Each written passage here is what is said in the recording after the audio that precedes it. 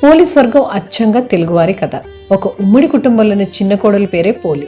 ఆమెకు భక్తి శ్రద్ధలు ఎక్కువ. ఆ పోలి భక్తిని చూసి ఆమె అత్తగారికి మహా ఈర్ష్యగా ఉండేది. పోలి భక్తిని ఎలాగైనా అడ్డుకునే ప్రయత్నం చేస్తుండేది. ఈలోగా కార్తీక మాసం రానే వచ్చింది. ఆ సమయంలో పోలి దీపాలు వెలిగించుకునే అవకాశం లేకుండా చేయాలనుకుంది అత్తగారు. పోలికి దీపం వెలిగించుకునే తీరిక కూడా చిక్కకుండా బండెడు పనులు అప్పగించింది.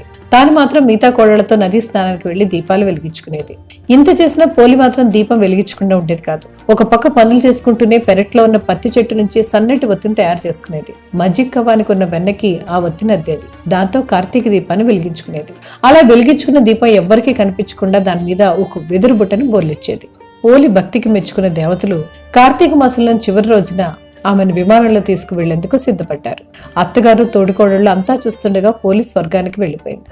ఆడంబరం కంటే భక్తి ముఖ్యమని, అహంకారం ఉంటే అవమానం తప్పదని నిరూపిస్తుంది పోలి స్వర్గం కథ.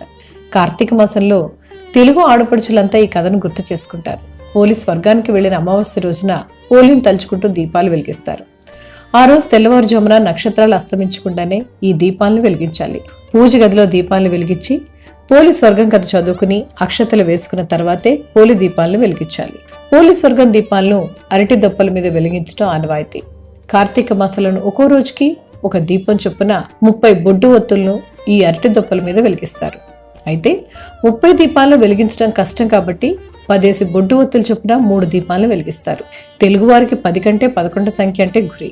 అందుకే చాలా మంది 11 చొప్పున 3 దీపాలు వెలిగిస్తారు. పోలి స్వర్గం దీపాలను నదుల్లో వదలడం ఆనవాయితీ. అయితే నదులు, చెరువులు మనకు అందుబాటులో లేనప్పుడు ఒక బేసిన్లో నీరు తీసుకుని ఆ నీటిలో ఈ దీపాలను వదిలినా సరిపోతుంది.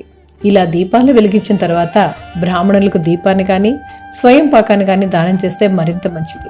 పోలి స్వర్గం రోజున ఇలా దీపాలను వెలిగిస్తే కార్తీక మాసం అంతా దీపాలు వెలిగించినంత పుణ్యం దక్కుతుందట. జీవితంలో అప్పటి వరకు చేసిన పాపాలన్నీ తొలగిపోయి సర్వ శుభాలు కలుగుతాయని చెప్తారు పెద్దలు.